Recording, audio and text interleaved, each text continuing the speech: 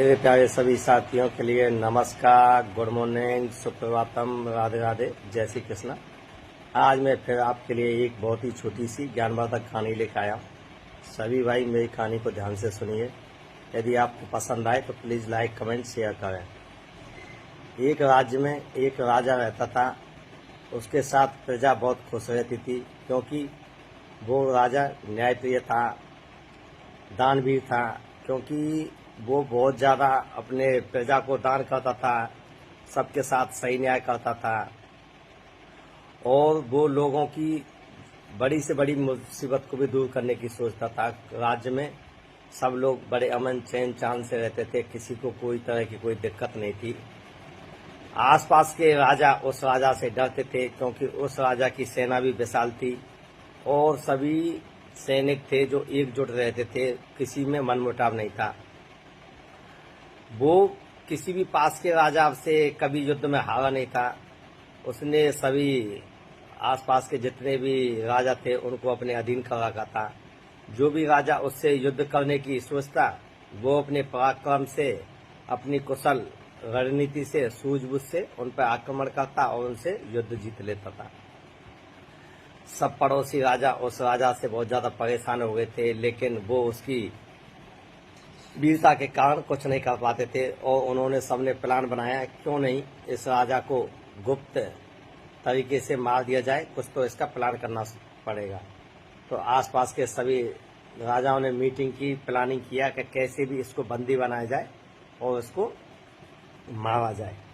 उन्होंने प्लान किया। उनमें से कुछ लोगों ने, राजाओं ने सुझाव दिया कि इसकी सेना में फूट डालनी चाहिए और फूट डाल के इसको राजा को लेना चाहिए। तो उन्होंने अपनी रणनीति से, जो राजा के सैनिक थे, कुछ सैनिकों को अपने तरफ किया, उनको धन का अच्छा प्रलोभन दिया, उनको अच्छा खासा धन दिया। तो उसी राजा की सेना में से जो उसका रसोइया था, उसने खाने में नींद की दवा मिला दी थी, क्योंकि उसको तो मोटा पैसा मिल चुका था। जैसे ही उसने, राजा ने खाना खाया, उसको गहरी नींद आ गई। रात में दूसरे राजा के सैनिक आए, क्योंकि सेनापति भी उनसे मिल चुका था, और उस राजा को कैद करके ले गए और उसको एक पहाड़ की चोटी पर एक गुफा थी, गुफा के पास ले गए। और सब राजाओं, जितने भी राजा थे, उसके दुश्मन सब इकट्ठे हो गए। सबने प्लानिंग की कि अब इसको मार देना चाहिए।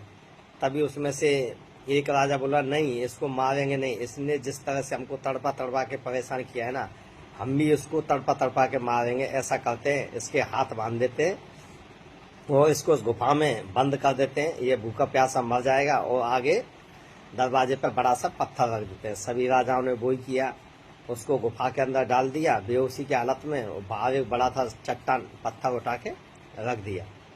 जैसे ही राजा का नशा उतरा, नींद का नशा, और उसको नींद खुली, तो उसने देखा कि मैं यहाँ पर कहाँ पड़ा हुआ हूँ, ये तो एक गुफा है। गुफा में बिल्कुल अंधेरा था, दरवाजे पर पत्थर लगा हुआ था और उसके हाथ बंधे हुए थे।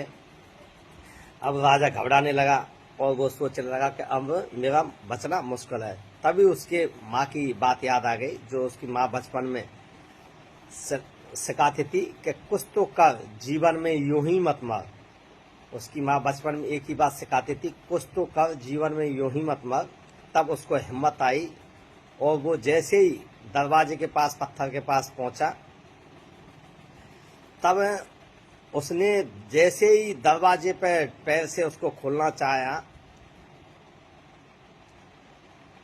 तभी उसको सांप ने डस लिया। वहां एक काला सांप था, सांप ने डस लिया। फिर वो गिर गया और सोचने लगा कि अब मेरा बचना मुश्किल है, क्योंकि सांप ने मुझे डस लिया है। तभी उसको माँ की बचपन की याद आ गई, कुछ तो कर, जीवन में यूं ही मत मर। तभी उसको ध्यान आया कि उसके पॉकेट में एक कटार पड़ी है। उसने कटार को मुंह से निकाला और अपने हाथों में जो रस्सी बंधी थी उसको काटा। उसको काटने के बाद जैसे ही उसके हाथ खुले, उसने सबसे पहले उस जगह को काटा जिस पर सांप ने काटा था, और उसको खून को निकाल दिया। अब एक मुसीबत दूर रही, लेकिन उसके पास दूसरी मुसीबत इकट्ठी हुई थी, क्योंकि उसके शरीर से, पैर से बहुत ज़्यादा खून बहने लगा था। तब उसे माँ की फिर वही बात याद है कि कुछ तो कर, जीवन में यूं ही मत मर। तब उसने अपना पगड़ी खोली और उसको पगड़ी से उसको बांध दिया। उसके बाद फिर उसने हिम्मत की और पत्थर को जोर लगा के लगाया, तो मेहनत करने के बाद वो पत्थर भी लुढ़क के और नीचे चट्टान से नीचे गिर गया। राजा भाग आके अपने राज्य में पहुंचा। राज्य में पहुंचने के बाद उसने अपने सेना को इकट्ठा किया और दूसरे राजाओं पर अटैक कर दिया और उनको सबको परास्त कर दिया। तो इस छोटी सी कहानी से यह सीख मिलती है, आपको जीवन में चाहे कितनी भी कठिनाइयां आ जाएं, आपको मेहनत करनी चाहिए, कोशिश करनी चाहिए, आप जरूर सक्सेस हो जाओगे।